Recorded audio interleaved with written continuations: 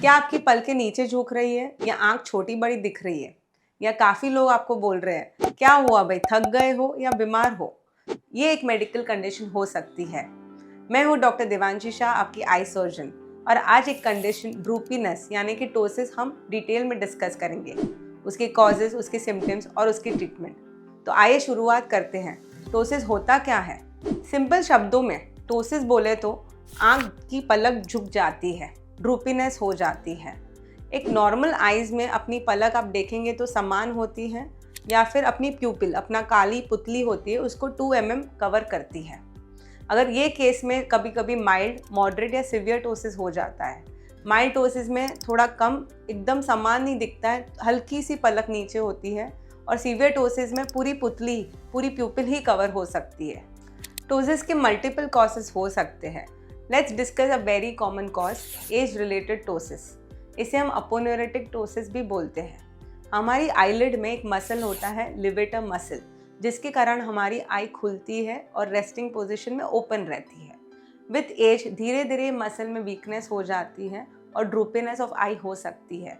ज़रूरी नहीं है कि दोनों आँख साथ में ही आपकी असर हो, एक के बाद भी एक हो सकती है, इसलिए आपको असिमेट्रिक ऑफ आइज दिखेगी। दूसरा कॉमन कॉज है कंजेनाइटल टोसिस। कंजेनाइटल बोलेंगे तो जैसे कि जन्म से या कुछ जेनेटिक कारणों से आपको ड्रूपीनेस हो रही है। इसमें आपका लिवेटर मसल बना ही नहीं है या वीक बना है, तो बाय बर्थ ही आपको ड्रूपीनेस दिखेगी। टोसिस के मिसलिनियस अन्य कॉजेज भी हो सकते हैं, जैसे कि आफ्टर ट्रॉमा या न्यूरोलॉजिकल कंडीशंस जैसे कि थर्ड नर्व पाल्सी या मायस्थीनिया ग्रेविस। तो लेकिन टोसिस आप पहचानेंगे कैसे? अगर आप मिरर में देख रहे हैं और आपको एक पलके छोटी बड़ी दिख रही है, या फिर आप फोटोज़ ले रहे हैं और आपकी आईज असिमेट्रिक दिख रही है, तो आपको शायद टोसिस हो सकता है। बच्चों में अगर कंजेनाइटल टोसिस हो और वेरी सीवियर हो तो विजन डेवलपमेंट अफेक्ट हो सकती है, जिसके कारण लेजी आई या एम्ब्लियोपिया हो सकता है, जो फ्यूचर में परमानेंट विजन लॉस का कारण बन सकता है अगर टाइमली ट्रीटमेंट ना मिले तो। अगर आप सोच रहे हैं कि ये कॉस्मेटिक या सिर्फ दिखने वाला प्रॉब्लम है, इसको कुछ ट्रीटमेंट ना करे तो चलेगा, बिल्कुल भी नहीं। आपको एक डिटेल एग्जामिनेशन की ज़रूरत है। जब आप आई चेकअप के लिए जाते हैं तो हम आपकी मसल स्ट्रेंथ, हाइट कैसी है, सब नोट डाउन करते हैं। दूसरे टेस्ट जैसे कि आइस पैक टेस्ट है, कंप्लीट नर्व एग्जामिनेशन भी करते हैं, और इफ़ रिक्वायर्ड तो आपको इमेजिंग जैसे कि MRI CT स्कैन भी एडवाइस करते हैं। सो अभी ट्रीटमेंट डिस्कस करते हैं। आपके डिटेल इवैल्यूएशन के बाद हम डिसाइड करेंगे।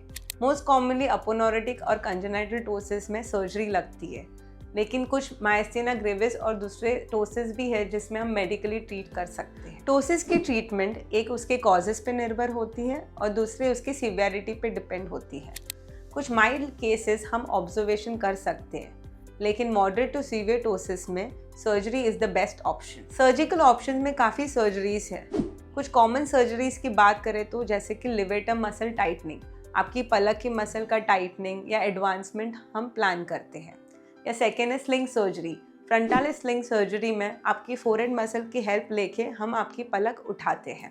सर्जरी सेफ होती है, रिकवरी भी फास्ट होती है, और दोनों ही जैसे कि कॉस्मेटिक और फंक्शनल इम्प्रूवमेंट दोनों ही आपको मिलेगा। अगर आप सोच रहे होंगे कि टोसिस है और खुद ही ठीक हो जाएगा, तो ये बिल्कुल भी ठीक नहीं है। रियलिटी ये है कि अगर आपको मसल वीकनेस है या नर्व इन्वॉल्वमेंट है तो ट्रीटमेंट के बिना इम्प्रूवमेंट बिल्कुल पॉसिबल नहीं है।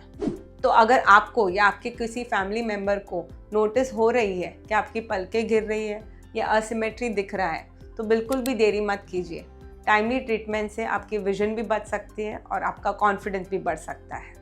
मैं हूँ डॉक्टर देवांशी शाह, आपकी आई सर्जन, और मिलते हैं अगले वीडियो में जहां हम टोसिस डिटेल में डिस्कस करेंगे।